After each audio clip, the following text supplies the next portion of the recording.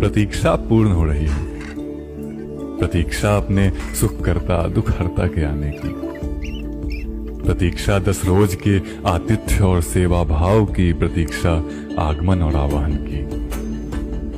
प्रतीक्षा सिद्धि और समृद्धि के अनुष्ठान की।